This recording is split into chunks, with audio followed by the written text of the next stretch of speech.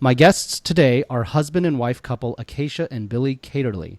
I'm really excited to bring them on the podcast today. Akaisha and Billy early retired 3 decades ago in their 30s to travel the globe.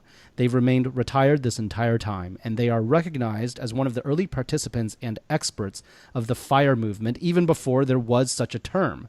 Their story has been featured in the Wall Street Journal, Kiplinger's Motley Fool, Market Watch, Forbes, Fox Business, U.S. News and World Report, and many other newspapers and radio and TV shows. They've written numerous books and guides about early retirement and nomadic travel strategies, and they share much of this information as well on their website, retireearlylifestyle.com. Akaisha and Billy, thanks so much for joining us today to share your insights and wisdom about early retirement and nomadic travel. Yes, thanks for having us, Andrew. I'm glad we could make this work today. So just to set context for our audience, so we can understand a little bit better about your story, in what year did you early retire? In 1991, we were 38 years old. And what was your career path before you guys pulled the trigger? Well, I was trained as a French. We did lots of different things. Yeah, I was trained as a French chef. And in 1979, Akaisha and I went to France, and I was trained in the U.S., and then I got more training in France. And then we came back to Santa Cruz, California, and we bought a restaurant because that was my dream, being a chef. And we owned and operated that for 10 years. And during that period, I was approached twice by the branch manager of a local Dean Witter Reynolds office, which was now Morgan Stanley Dean Witter, to join Dean Witter. And I refused the first time because I was enjoying what I was doing. But then years later, he came back to me again, and he asked me if I'd be interested in doing it. And by then I was getting burned out on cooking. I'd been cooking for so many years.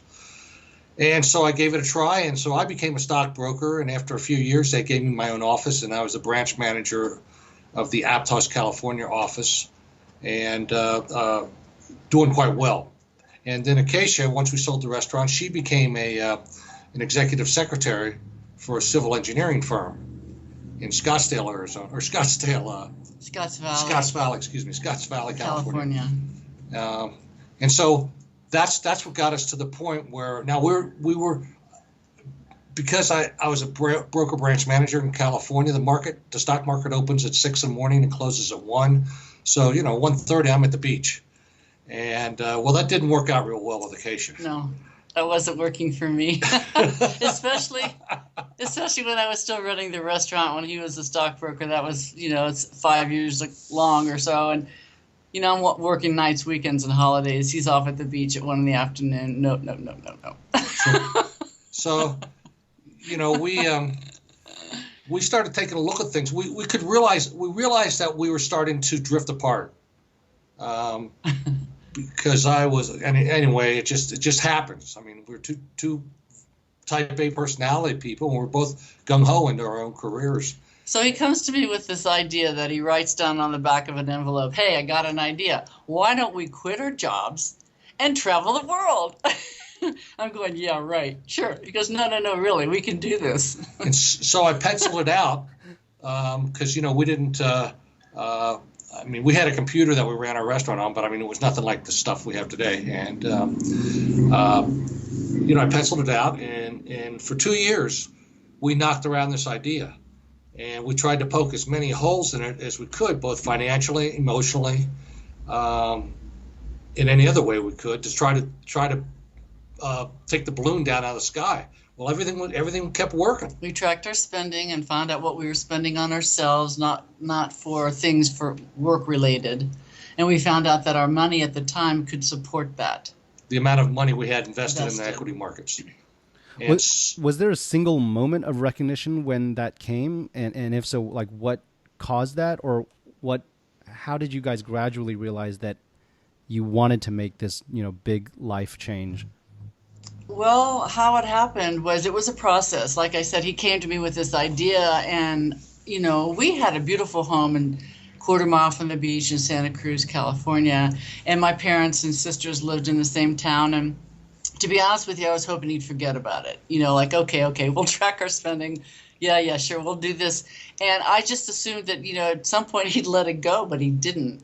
And when the numbers started lining up, And so this is the process part. When the numbers started lining up and he said, look, we could travel. Now I'm a big traveler. He's a big traveler. So I had to kind of work out the family thing and the house thing. But once we did that, and again, that took 2 years or so, then we moved into making that happen. Now, during this period, Andrew, we didn't tell anybody. No. Not our parents, not our friends, no one. No, we because didn't want we kept it to negativity. ourselves because we didn't want those people to try and to pressure us into thinking that we were making a mistake or whatnot. And remember, this is 1991. There's no fire. There's no forums. There's no Amazon. There's no Facebook. There's no email. There's nothing. So it was just us two, and we kept it quiet, like I said, and I mean that's the way it all happened, and gave our bosses 2-week notice, 2 weeks, period. So when you guys were making this plan, was the life you envisioned one of long-term travel even from the very beginning, or did that unfold in a more gradual way?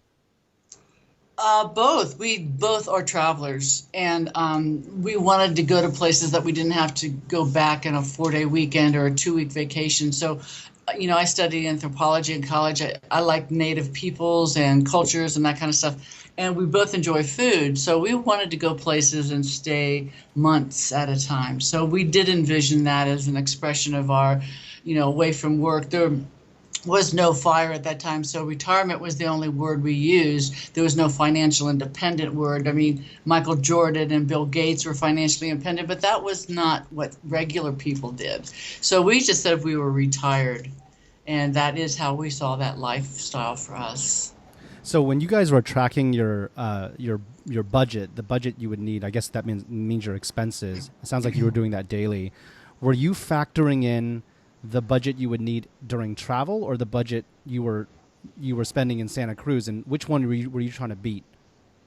Well, what we did is we tracked our spending, and then we excluded all housing related expenses, all work related expenses, property taxes, car related expenses, all this stuff. We found out that we really weren't spending all that much on ourselves. And so then I took that number and I said, well, how much do we have to have invested in the financial markets in order to generate that kind of income? And that's pretty much the process that we did. No, we don't separate traveling from the lifestyle, because I know a lot of fire people do. They say they want to travel, but then they go somewhere else, or they do separate travel. Ours was a travel lifestyle. That's what we did. So we'd go and we'd live in hotels or apartments or whatever, and we'd go back and refurbish the wardrobe, but we'd be gone a year at a time, and that kind of thing. So mostly our time constraints are visas. Mm-hmm. And so because I don't know how many, I'm sure your people are familiar with it, but when you go to a foreign country, you have to have a visa. You have to have permission from that country to enter, and they typically restrict you to a certain number of days or months. And then it's time to move on. Now, there's ways of dealing with those things by either going to their embassy and re-upping, or to go to a neighboring country for a week and then come back, that kind of stuff. But we it's kind of, we never planned this out. I mean, it's kind of been an evolution. Yes, it's been organic. Yeah, it just came about.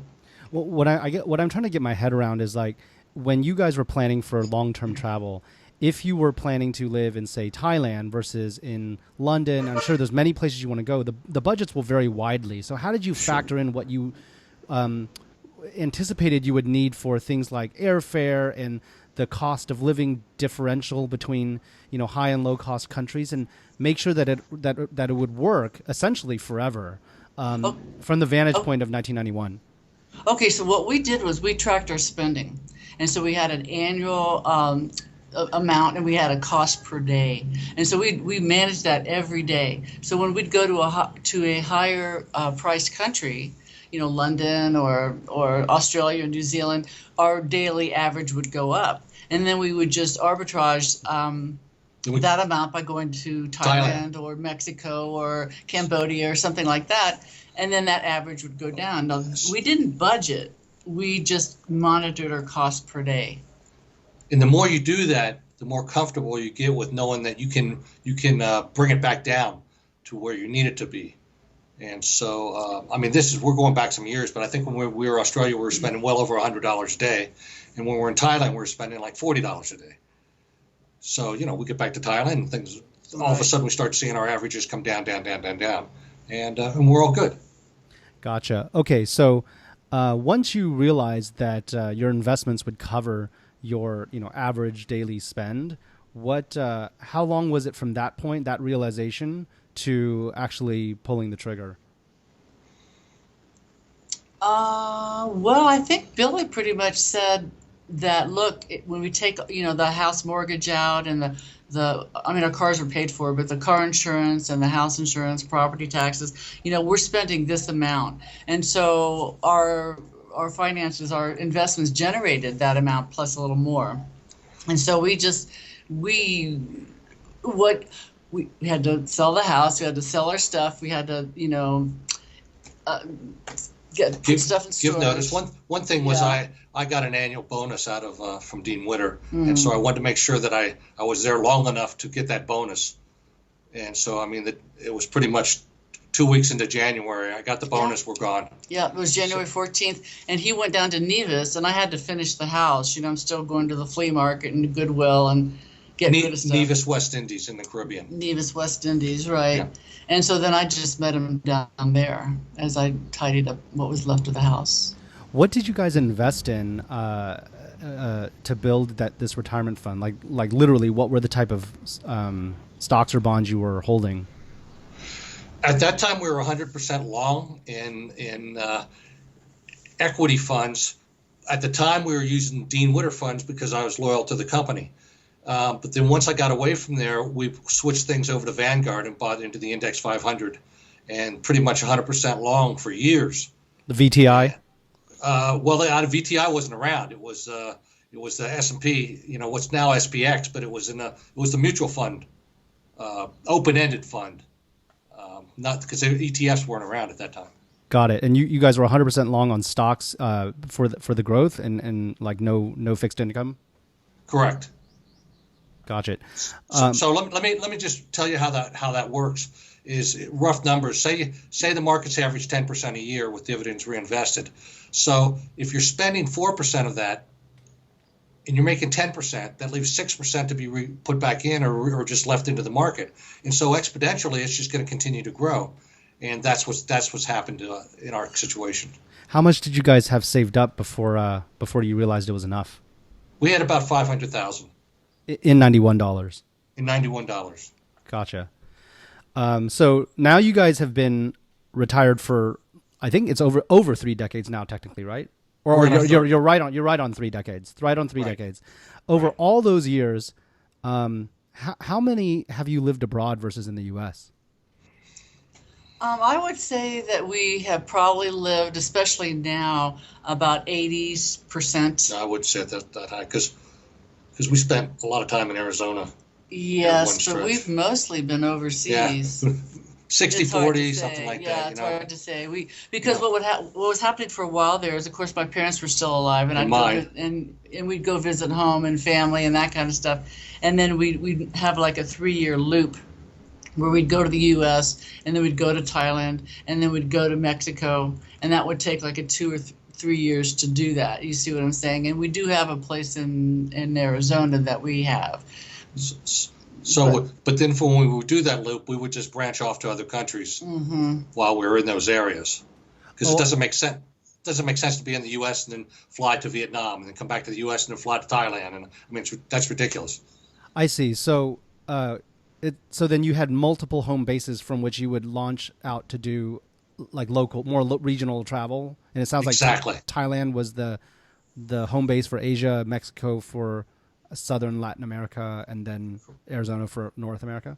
That's correct. That's correct. Right. Gotcha. Yeah, we used Chiang Mai, Thailand specifically. So we would go for a year. You see, we'd leave Arizona and go to Thailand for a year, and during that time we'd visit, Bali, New Zealand, Australia, Laos, China, all those areas. And then we'd maybe go to Mexico next or something, and then we'd visit Central America and all those places, stay there for a year. And then once we got to Mexico, we could easily shoot up to Arizona or California to visit her family, or mine were in Florida at that time.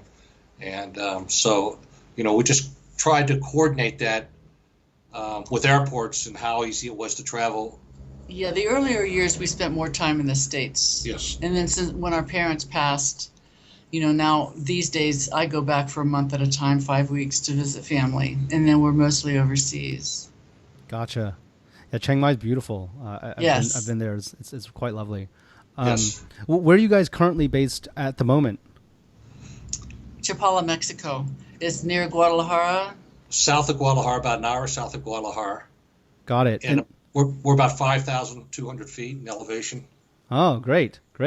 So, so your loop from Thailand, Mexico, U.S. How do you guys proportion your time between these places now? Now that I guess you have fewer obligations, even fewer obligations. Do you mostly spend your time now outside of the U.S., or how do you guys think about the loop these days? Well, we do spend most of the time outside of the U.S., and one of the reasons, we probably did the Asia loop for about 8 years, from about 2000 to the Great Recession, 2008-9, and Billy wanted to be on the same time zone as the markets. And when you're over in Asia, when we're sleeping, the markets are open. So we went to this side of the time zone, and so we started doing more Latin America, Mexico stuff, and so that's to be on the same time zone as the markets. Got it. How did you guys choose these home bases? I'm sure cost of living had something to do with it, but there's certainly other places that have low cost of living. How did you guys choose the specific home bases you did? What were some of the other factors or considerations that went into the decision? Well, we were in we bought in between all this time we bought a fifth wheel trailer, and we were traveling around the western United States, Montana, Washington, Oregon, California, Arizona, Texas. And when we were in Texas, we met another couple who mentioned Chapala, Mexico, and they invited us to come down and visit them. Well, the plan was to come down for 2 months, and we stayed 4 years. We really liked it. So we got bit by we got caught into a Mexicoma, is what I call it. And, it's just worked out really well for us. So that's how we discovered Chapala. And then we've since discovered many, many places throughout Mexico. And then years prior, before I met Akaisha, I had been in Guatemala. And I told her I wanted to take her down there. And so then we started basing out of Panajachel, Guatemala, on Lake Atitlan. And we stayed down there for 4 years or 5 years or 6 years. Much longer, yeah. And so it's just kind of, if we like a place and we get a good vibe out of it, and things are what we call easy living, where we can shop easy locally, and it's little hassles and easy to get to an international airport, we're good. Yeah, we like to look for good weather, good cost of living. No, we don't need a car. We don't want to have a car. We like to have access to excellent food, friendly people, have it be safe, that kind of stuff. So we do have a list, and like Billy says, it's easy living. We look for easy living. When you say that you stayed in Chapala for 4 years, in Guatemala for 4 or 5 years, was that cumulatively, like a year at a time when you were doing the loop, or actually all together? For Chapala, it was all together. And back then, you could get into Mexico with a driver's license and a tourist card. They didn't stamp your passport. So we had a way to extend our visas, you could say, without, it wasn't exactly the most legal thing to do, but it worked. And so, things are a lot more digital now. Things are more, they know right where we are every day. I'm not a crook. I'm not a crook. So that's how we stayed in Mexico. In Guatemala, we had to leave every 90 days or 180 days, Panama, 90 days. And so what we did there is we would give our passports to a travel agent who would run them to the border and bring them back with stamps in and out of Guatemala and blah, blah, blah. And so that's how we did it down there. But that's risky, because you're giving your passport away to somebody else. And And there were times when we never had a problem with it, but there were times when other people were stopped at the airport and said, this is an illegal stamp, or this is this, or we don't have you in the system. And But so we'd also go to Panama or Dominican Republic, right. Stuff like that. So we'd travel, and we just recently went to Colombia, so you can get out of the country Easy. and get restamped and so on. Yeah. And are you guys doing how do you guys do accommodation? Do you rent like an apartment for a year lease, or do you do short-term accommodations to have the flexibility to travel regionally and locally so that you're not then paying like hotel costs when you're away as well as apartment costs holding the apartment? How does that work? Well, we used to travel for like a year at a time, and we'd have to bring beachwear and mountain gear, and that got to be really heavy. But as time has moved on, we have a residence here that we rent. But on those other years, we often would hire a hotel, get a room. You get a monthly rate, or you can do an apart hotel. They come in and clean, that kind of stuff. So you can have 3, 4, 6 months, that type of stuff. Then you leave. If you go to a hotel and you ask them price for a night, it's one. If you ask them price for a week, it's another. You ask them price for a month, it's a third price. Mm-hmm. And so you can usually get a pretty good deal if you go for a monthly rate. And this was before and you can get Airbnb. benefits thrown into it as well. Okay, I'll pay a little higher price, but I want this, this, and this. So. Yeah, and this was before Airbnb, right. And we've done house sitting. See, that wasn't necessarily available in the earlier years right. either. So those things all affect your housing cost. Makes it lots easier. Gotcha. So at this point, how many countries have you guys gotten to visit in the last 3 decades of nomadic travel? I don't know. Dozens. We've never really had a list. We don't count them like that. Like now, if you go to Europe and you visit all those little countries, is it just the EU or is it all those little countries? You know what I'm saying? We've been to almost every island in the Caribbean. Yeah. So does that count? Yeah, we've been all through Europe. We lived on Nevis. Yeah, Canada, U.S., Mexico, lots of places in Asia. We've not done anything in Africa yet, or Middle East, right? But pretty much Russia. We've not been to Russia. Not been to Russia. We've been to China and in Venezuela. Yes, and Ecuador. South America. We've done Colombia. Some. What are the most memorable places you've traveled, would you say? Oh gosh. Well, it depends on what category, I guess. Weather makes a difference. Food makes a difference. Ease. We have memories from all of them, Andrew. Oh, really? I mean, really? we've discussed recently, because China's been in the news, that our time, we were in Western China. We didn't go to Beijing or anything like that. Yes. No. We were in Western China in a place called Jinghong, which is on the Mekong River, and there was only one other English-speaking person in that town that we could find. Right. And boy, we were on her like glue. Yeah, help us here, help us there. Yeah, sure. But it's wonderful. People everywhere are wonderful. Yes. Food everywhere is interesting. We do prefer good climate. So like the cloud forest, it sounds really romantic, but it's flipping cold and wet and damp. I'm glad I went there, but that's a good memory in that I went there and I'd choose not to go back. And Vietnam's great. We've been there twice there. now, and the last time I think we were there for 3 or 4 months. Yes. All in Saigon. Boy, you talk about a happening city. Yeah. I mean, it is. Yeah. It's going there. Did you guys always travel together from the very beginning of early retirement, like as a pair, or did either of you ever travel solo without the other? Sure, we do that. I've got a funny story. Recently, in early March of just this year, I decided, a friend of mine that I met here in Chapala, I said, I'll take you down to Guatemala, because he's never been there. And it's Lake Atitlan, Guatemala, which is where we go, and it's a beautiful lake. It's like Lake Tahoe, which I'm sure you're familiar with, only warmer and surrounded by three volcanoes. And so we left on March 11th, and about 4 days later, the entire country shut down because of this virus. And that means the airports were closed. Now, I'm not with her. We're communicating daily, but I'm telling her, look, things are getting bad here. They're starting to shut this place down. I got plan B going here for us to get out of here. But it wasn't going to be flying at that point, because they closed the airports, they closed all public transportation, and they closed the borders. And so, I'm talking to I got a private driver down there, and I'm talking to him, and he going, well, I don't know, they got roadblocks all over. I said, well, how much do you need? And so, we paid him quite a bit of money, and we left, and it's a 6-hour trip to get to the Mexican border from Panajachel, Guatemala. Well, about 4 hours out, we got stopped.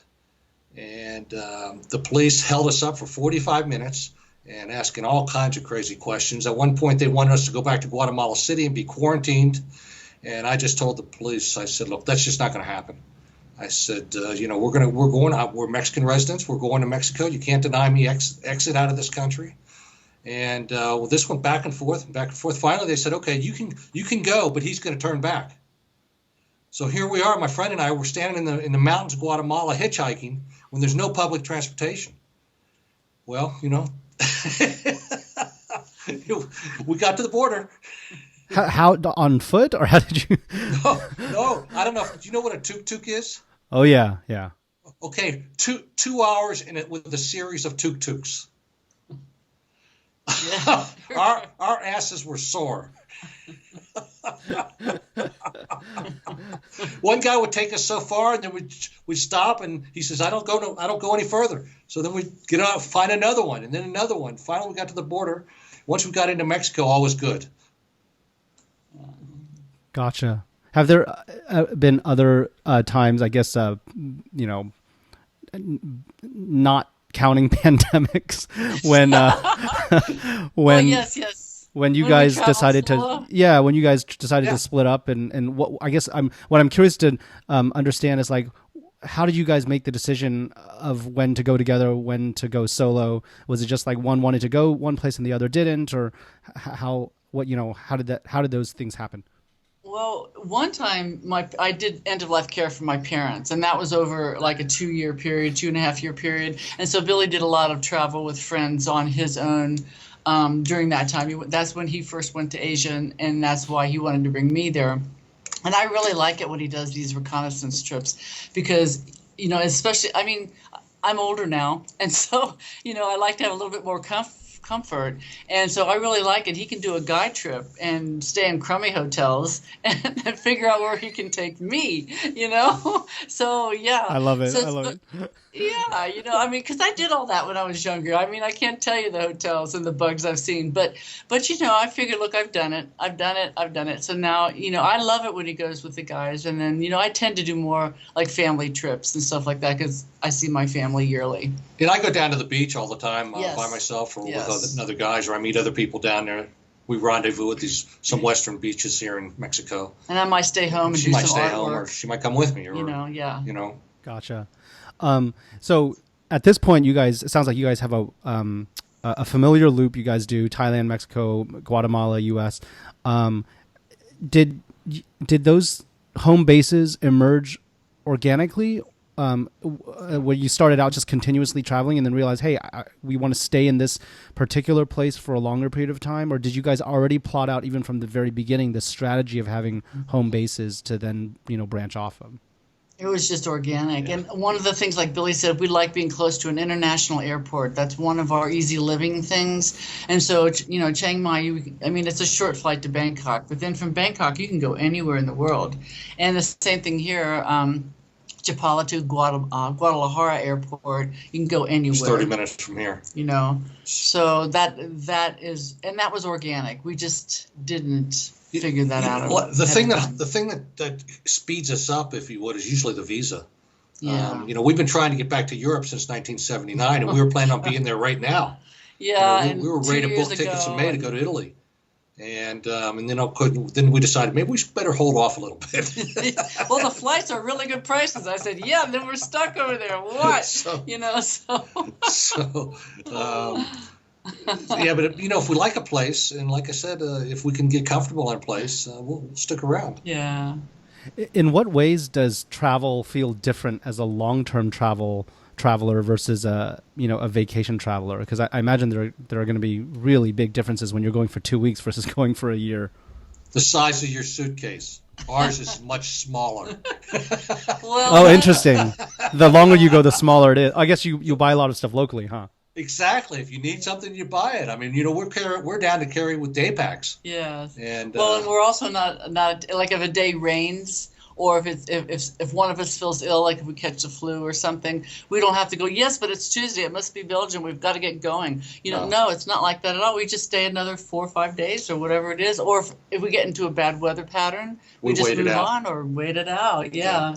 So we have a lot more freedom. We're not glued to a schedule. Can't make the museum today or the beach today. We'll do it tomorrow or Thursday or something. We've given up a fair amount of return tickets. Yes. Do you guys typically buy round trips or just buy one ways now everywhere? If we can buy one way, if we can. Some countries that you need to have an ongoing ticket to go through it. So, and again, there's ways around that. There are ways of doing these things and making them work for you.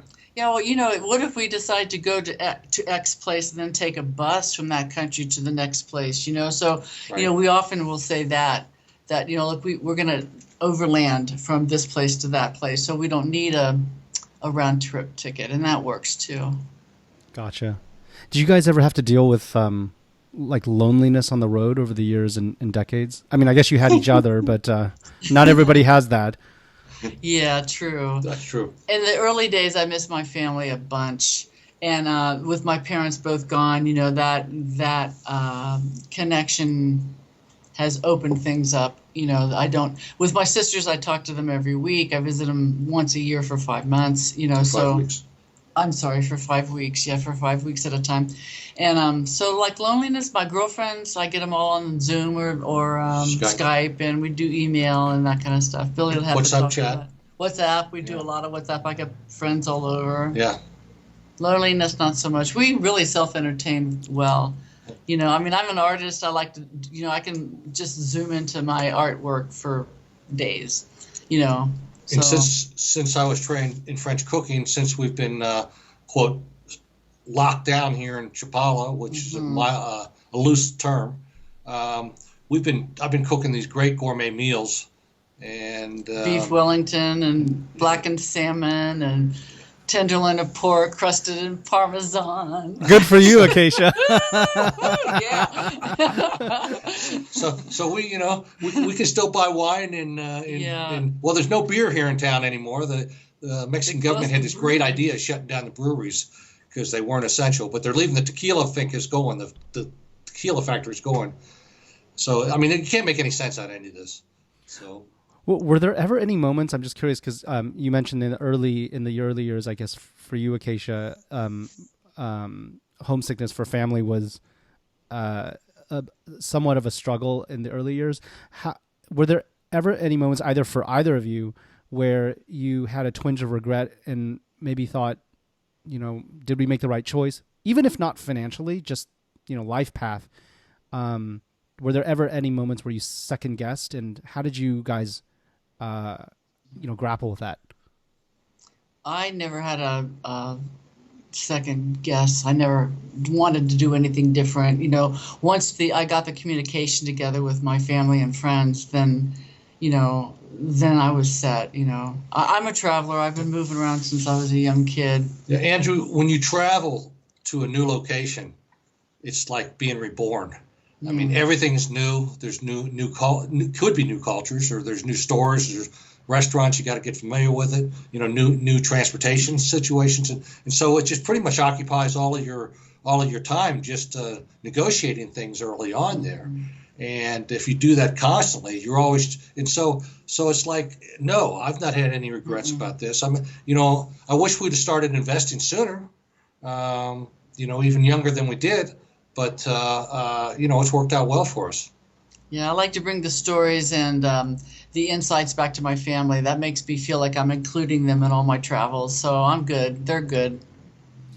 What is the community of long-term nomadic travelers like, as you've experienced it? I'm sure there are other people you've met on the road over the years who are doing similar type of early retirement, long-term travel. Just wondering if you could help us understand the community that you guys have met. I would say that most of them are freedom oriented, freedom loving, independent, self reliant, creative, interesting, intriguing, constantly learning. It is a great community. It doesn't even matter the age. Because if we started early, we were 38, but now kids, listen to me. Now people are that same age, and they're traveling around. Young women are traveling, which is just great. I just think that's fabulous. And everybody has a story. And so when we meet these people, a lot of, I mean, there's many occasions we meet somebody and they go, "Are you Billy Akaisha?" "Yeah." "Oh, I bought your book 10 years ago or something." And that's always fun. And so then we sit down and have coffee or dinner or whatever. And but we want to hear their stories. We want to hear what brought them, what motivated them, and how they got to this point. And plus travel tips, because everybody has, "Oh no, when you go to this town, you got to stay at this hotel," And so that's how you learn about I call it the taco telegraph. Yeah, it's a great community. It really is, because there's no one size fits all. There's no flavor that's the same. Everybody's different sizes, ages. Is there a mailing list that you guys can keep in touch, or do you guys, or is it more transient where you meet people but then they sort of drift out away after you guys go your separate paths? We do have long-term friends, that we, that are also world travelers, whether they're in Asia, or whether they're in South America, or they're in the Philippines or whatever. And that's where WhatsApp comes in, because it's free. You can call or chat or send a photo. Right. Yeah, so I've been communicating with a friend of ours that we've known, from our book, because he bought a book.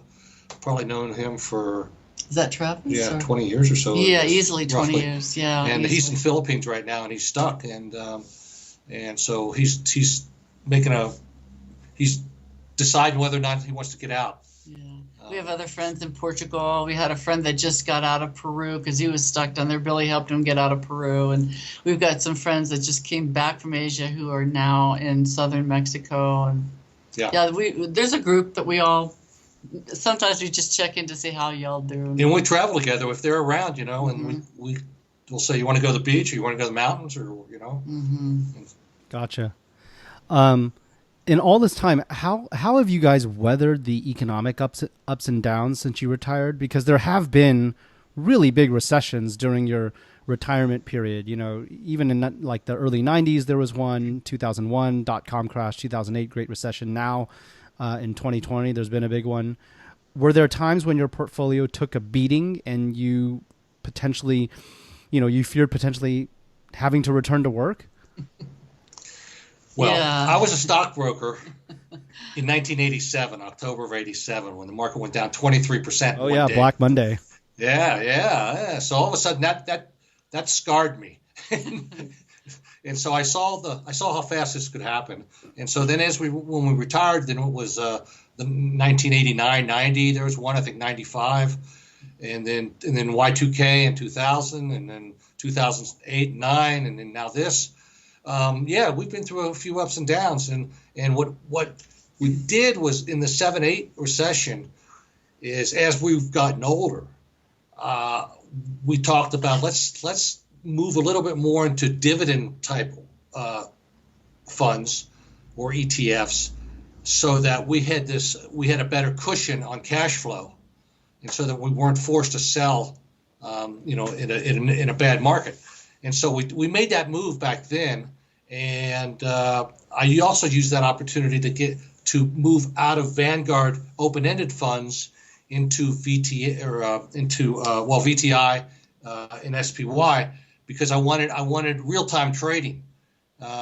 With the open-ended funds, I was stuck at the end of the day pricing, and back then, the market was falling 5,000 points a day. And so to put a sell order in is suicide. So then you wait till tomorrow, it drops another 5,000. And so with an ETF, you just sell in real time. And so we use that opportunity to do that and do some tax harvesting back then. And so since then, we're only about, I'm going to say 60-40, 55-45 stock equity to cash or bond equity or bond portfolio. Got it. And when you guys were, earlier on when you guys were doing the math of like what your expenses were and whether your investments could cover those expenses, how much of a buffer were you guys factoring in to prepare for, I guess, some of these market dips, which, the only thing is that they're going to come, but you just don't know when. True, they're going to come. We're going to have another bear market. Well, we just had one.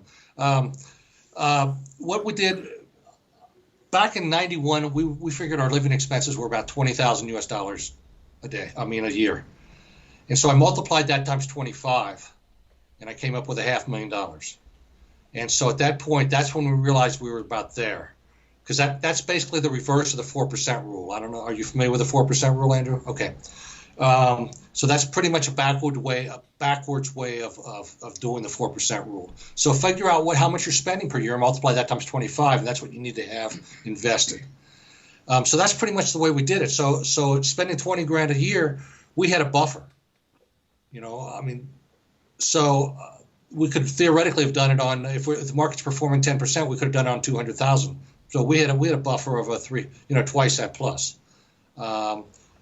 So does that answer your question? Yeah. And so like these days, what is, I guess you mentioned you're kind of 60, 40, 55, 45-ish. So now you have like a much bigger buffer, I imagine. In the earlier half of your retirement, what did you guys have a withdrawal strategy so that you could avoid selling investments at a loss? For example, having 2 years worth of cash or bond liquid investments or a bond ladder, et cetera, so that you wouldn't have to touch, equity investments in case there was such a loss? Or did that emerge, only later, more organically?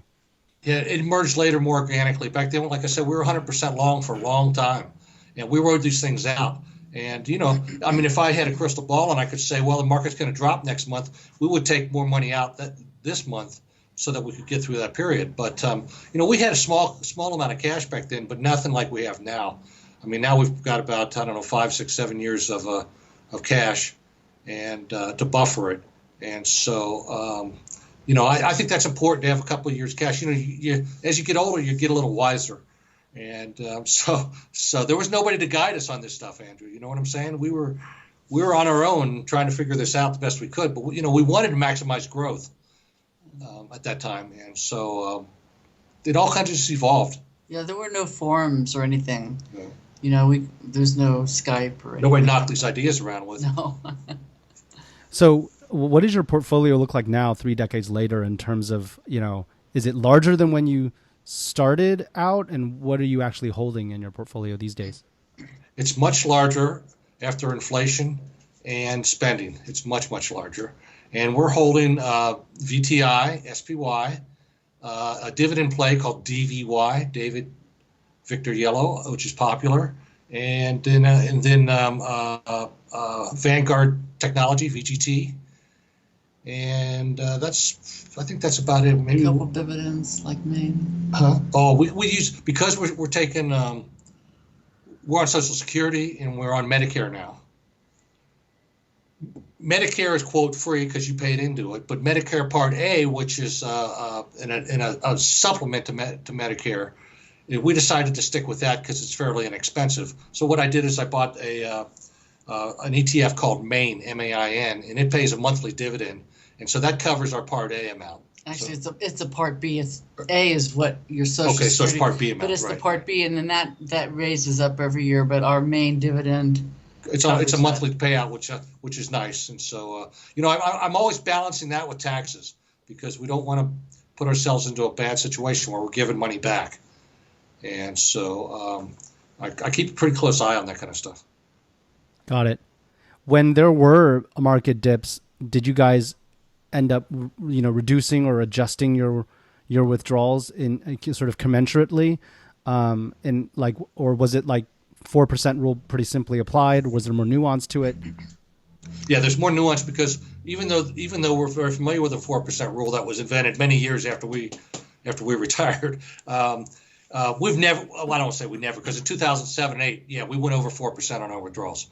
But we have a tracking system where we not only track our spending, but we track it as a percentage of our net worth. And so every day I know what percentage of our net worth we're spending. And so once we see that starting to go out of line, yes, we can contract our spending if we need to, or make some other adjustments. But yeah, we like to do things in real time. Our lifestyle hasn't really been affected very much, Andrew, by any of these downturns. I mean, we did at one point in the 2008 deal consider going back to work, but then we thought, well, we'd have to get professional clothing, we'd have to get a car, we'd have to move back to the States on a more permanent basis. What kind of job would we get? We'd have to pack our lunch, we'd have gasoline and maintenance and all this stuff. And so we kind of went, nah, don't think so, And that was our one and only first and last discussion about going back to work. We really live well on very little, and we try to spend more money sometimes. I mean, sometimes, we go out with friends and, Billy's going to buy tonight, we just don't need to spend a lot of money. We're really happy. We eat well. We have great weather. We're healthy, thank God.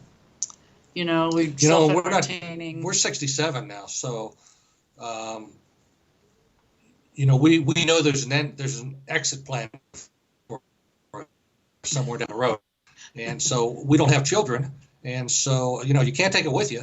So we're trying to. But when we travel, we're trying to have more comfort when we travel. Right. We stay in nicer hotels and that kind of thing. Maybe sometime in 2050 we'll be able to travel again, something like that. Oh gosh. I'm an optimist, Andrew. Yeah, 2050. Put my coffin on the plane. Once they invent the youth regeneration pill. Yeah, I'm in. Give me the ticker symbol. Yeah. Definitely long on that one. Yeah, for sure.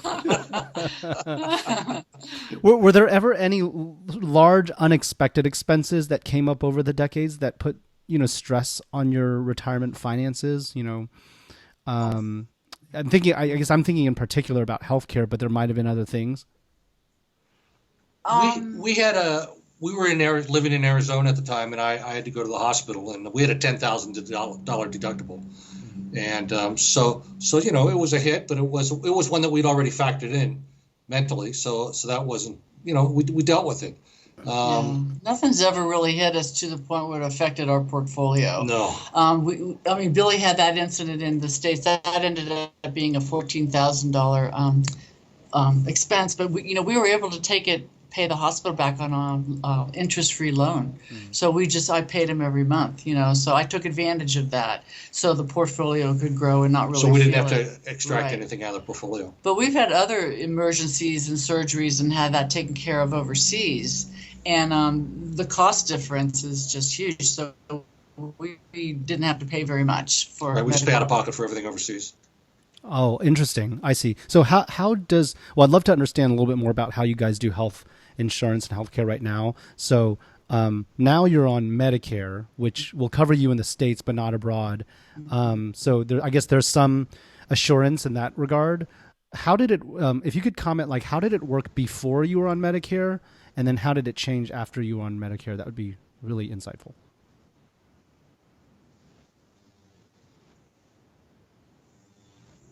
Hello?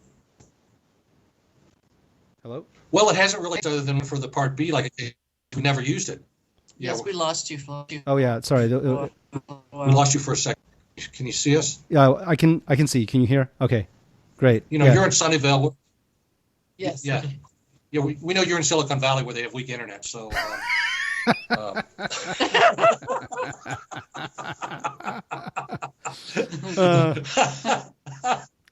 I love it. We're down here on Coke cans and a string, Andrew. Well, let me just say that in the early years, we did have a U.S.-based health insurance plan, and we spent thousands of dollars a year to do that. And we were traveling the world for so much of the time that we realized, other than Billy's one event that we happened to be in the States at the time, we were not really using that U.S.-based health insurance. So we did what in the community is called going naked. So we basically went naked of any insurance company, of any insurance policy. When we went to the States, we took out a plan, from World Nomads. And that took care of us if we were sick or something in the States. But otherwise, we took care of everything locally. And we haven't had a U.S.-based plan for 15 years, maybe? Yeah, a long time. Or a long time. But we are on Medicare now, so Yes. we're covered. But that Medicare doesn't do anything outside of the United States. Yeah. I mean, unless you're like 30 minutes from the coast and on a cruise ship or something, that they can, there's rules. So health insurance is like one of the big ones, I think, that deter folks from making this life choice of early retirement, or at least, make them think really hard about it, because, obviously in the US we don't have universal health care. And so once you have a condition that arises, you're pretty much locked out for pre-existing conditions. I guess Obamacare definitely changed that, but that didn't come until, until 2 decades after you guys were in retirement. And also there's a lot of pushback now politically to try to roll that back, and whatever, that's a separate discussion. But how did you guys, I guess, get over the, get the confidence that would be okay?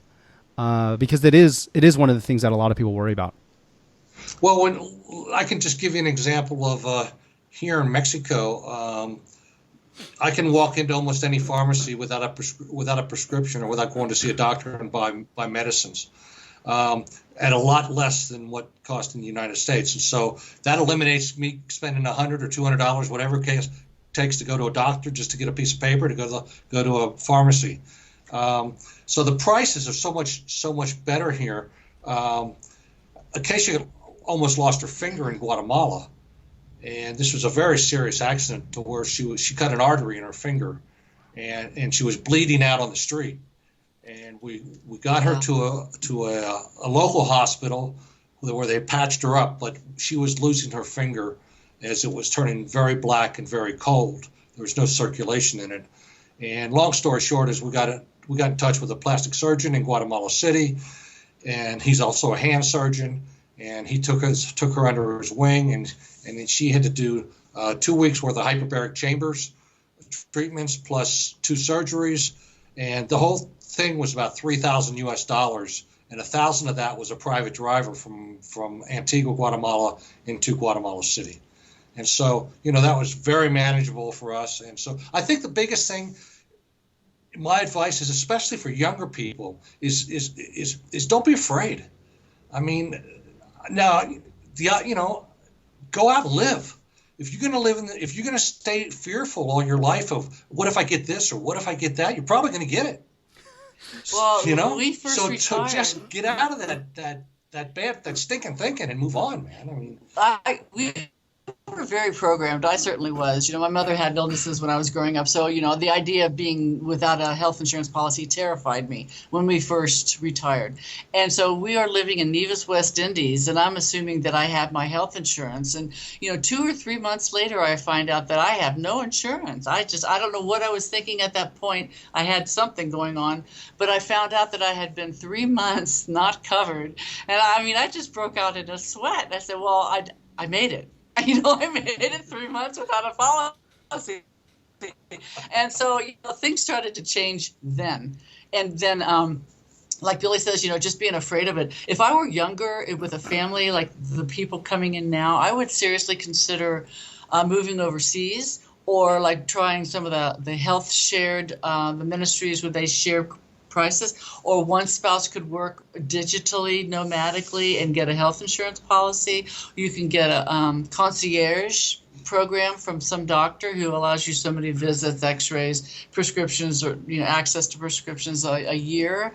There's all sorts of other things to do, but it's not like, you could move to a foreign country and pay out of pocket. If you're retiring early, you can afford most of these prices. There's a whole industry called medical tourism. Yes, medical tourism. And Bangkok has one of the finest hospitals in the world, and they advertise. They'll take out full-page ads in the Bangkok Post of heart specials. Yeah. This month we've got a special on bypass surgery. Yeah, heart surgery. We're replacing hips this month. What would you? This is the deal right here. And they're in competition with other hospitals, yes. And so their prices. It's like if you got a restaurant and a restaurant next door, well, you're in competition for the same customers, and so they mark down their prices to get people in. And the quality of care is fabulous. Princes and kings and presidents all go to this hospital. Right. We've been in. I've worn glasses since I was 3 years old. And I had the most thorough eye exam of my life in that hospital.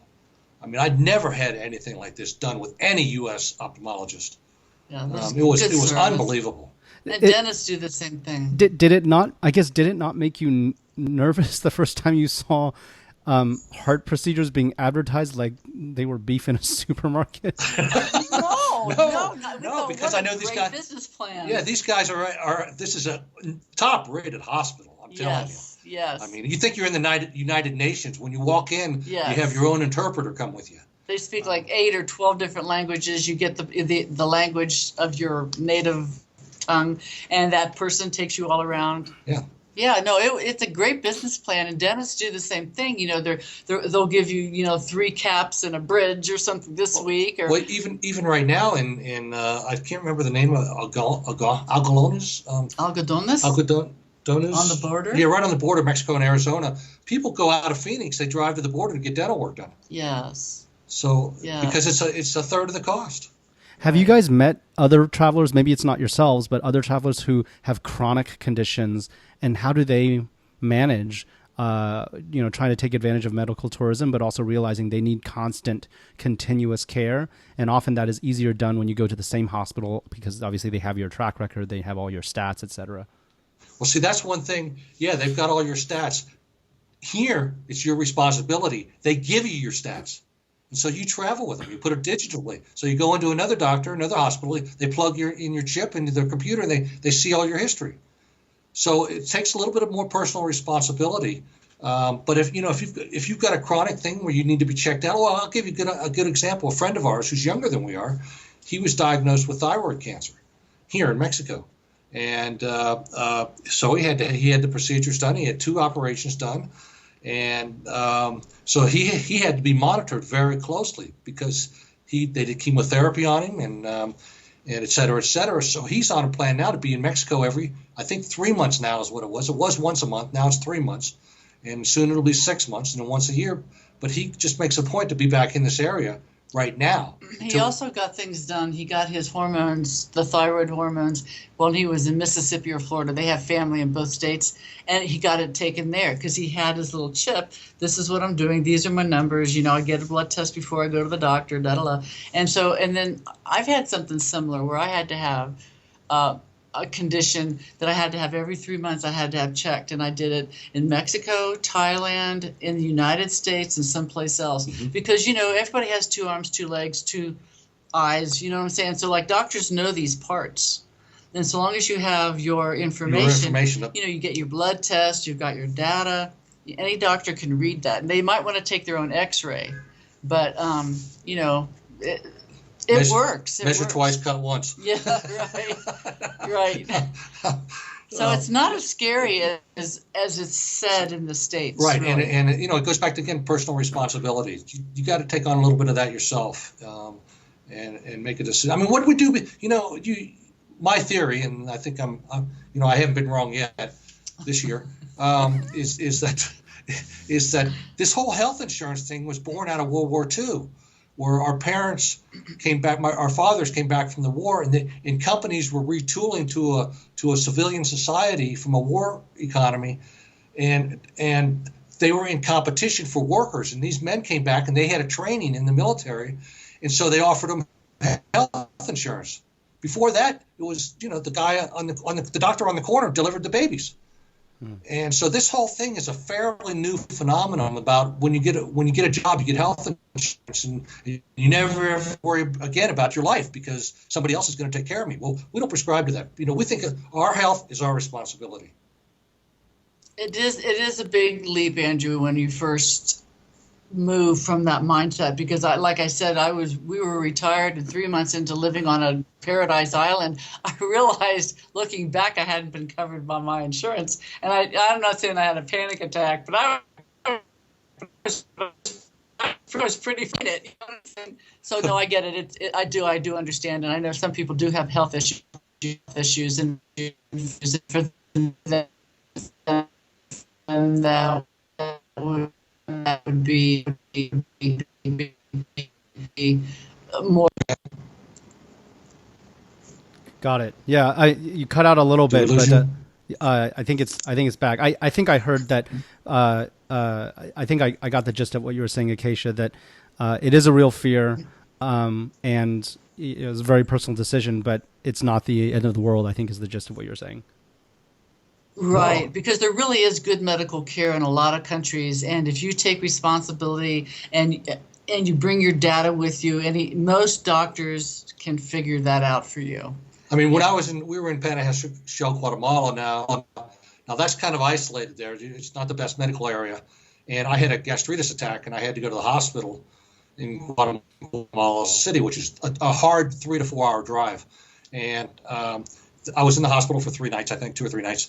And when I left, when I was getting ready to leave, the doctor came in and he said, okay, I want to see you again in 10 days. I said, well, doc, I live in Panajachel. And I go, you know what the drive's like. And he said, okay, here's my personal cell phone number. Call me and let me know you're okay. Done. Very That's nice. the kind of care we're used to getting in these parts. They actually care about it. Gotcha. Okay. Shifting gears and sort of beginning to wrap up. I understand that you guys did not have children. Can you share about how you came to that decision and what were the factors you considered and why you ultimately decided against having kids? Well, it was a personal decision. I think I would have been a nervous mother, actually. I wanted a career, and I don't think everybody is meant to be moms. I'm a much better teacher. I'm a much better aunt. I'm a much better sister. I'm a great daughter, but as far as the mother thing goes, it takes very special people to be parents. That's a forever job, 24 hours a day. It's one of the biggest jobs, the greatest respect I have. I just didn't think I wanted to do that. And we came back from France and we bought a restaurant. And that was our 100% focus was operating that restaurant. And it was no place to have a kid running around in there. I'm telling you, we were busy and working 80 hours a week. Yeah. Got it. So is it accurate to say then that decision preceded the decision to retire early? No, it had nothing to do with it. No. In fact, I just want to say that, we have done interviews with families. One family is a family of 5. They've got 5 children. Another family is a family of 6 children. And they travel the world. One travels the world globally, and the other travels within their location. They do a lot of camping and stuff. And they are retiring with children. And the global people, talk about healthcare, talk about education. They do all of that, like digitally and medical tourism. She's had a baby here, she's had a baby there, and so it's just your style. What do military people do? You know what I'm saying? They do it all over the world, and so or people that live on sailboats, And there's plenty of them around. We've met them. And I really admire those people too, because they're giving their kids a world education. It's just, I think it's great. Yeah, I guess based on what you've observed, how does early retirement or nomadic long-term travel differ when you have a family? What are some of the considerations that the families you've met have had to factor in that perhaps couples or solo travelers do not have to? We've seen them get their kids involved, and the times we've spent with them, they're very polite. They ask adult questions. They're not whining over there because of some reason, this or that. No, they're part of the group, and we find that very refreshing. So I think the biggest thing is they want them involved in the culture that they're in, and to absorb as much as they can. Because when you're younger, you're like a sponge, and languages just come easy to you. And they're more flexible. Yes, they're more solid in who they are. Many of them speak different languages, 2, 3 languages. Many of them obviously either they go to bilingual schools or they're home taught. They're not fussy about their food because this is what we're eating. We're in Vietnam. This is what we're eating. Okay, now we're in Italy. This is what we're eating. You know what I'm saying? And so I think the kids get a real good self-reliance and self-respect and a world view, confidence. And like I said, they speak several languages. Personally, I think it's one of the greatest things you can do for your kid. Now, I understand same school, basketball team, same friends forever. I get that. That's the other side. There's not one versus the other, but since our life is a global one, we see what an advantage it is to those kids, and we really like that. All right, great. So looking back, knowing everything you know now about early retirement, nomadic travel, long-term travel, is there anything you would have done differently if you could go back and do it over again? Start investing earlier. Yes. We probably wouldn't have bought a house. Yes, I would not have bought a house. At the time, we owned a fair amount of Exxon stock, and we used that to buy the house with. And looking back, if I compare the two investments, there's not a comparison. So that would be my thing as far as emotional. Well, no, that would have been mine too. I was California on the beach. In the 30s, we wanted to buy a house. Why? Because I wanted a garden. I had a dog. The whole thing. But like Billy said, we had Exxon stock, and later on, that I would not have bought that house. I would have kept the stock, and we would have done far better off, and investing much sooner. But nobody, you can't. There is no rewind. Nobody told us anything about investing. Well, it seems like it worked out still pretty well. Yeah, it's worked out fine. Yeah. So what adventures from your bucket list are coming up that we should sort of keep an eye out for in terms of future Akaisha and Billy sightings? Well, hopefully June 1st, they're going to let us go to the beach and into the water, actually. I'd like to go to, we want to go to Greece and Italy. We want Yes. to do our own style of food tour. We want to go back Croatia, to maybe. Colombia because we've discovered some new places that Colombia's we'd like to go wonderful. next time we get there. So, it's Yeah, it and I doesn't wouldn't end. mind doing a safari. I hear there's some really nice safari things, That would be a 2-week deal, and I want to be comfortable. Yes, I do. I should connect you with my wife. I think you guys would be sort of good travel buddies in terms of what you guys look for. All right. Listen, Akaisha and Billy, this was so delightful. I'm so glad I was able to connect with you guys and share your story with our audience today. Where can listeners find out more about you, your website, what you're up to? We are on retireearlylifestyle.com is our website, and we update it pretty much every day. And We have an ebook store. We answer all emails. So if somebody's got a question from this podcast, you're welcome to shoot us an email. We have a mentor service, so like if people want to sort out some sticky problems they may have for their own retirement, we have a service for that. We answer questions, give you private phone calls. We have an ebook store. We have a free newsletter. Yeah. All right. Well, we'll definitely link to all that stuff in the show notes, point folks to that so they can Thanks. learn more. Thank you again so much for taking the time to chat with me, and all best wishes with everything, and hope we see you in your travels in the future. That'd be wonderful. Thanks, Andrew. Come on down. Yeah, give your wife our best. Thank you so much. Cheers. Okay, thank you Cheers. too.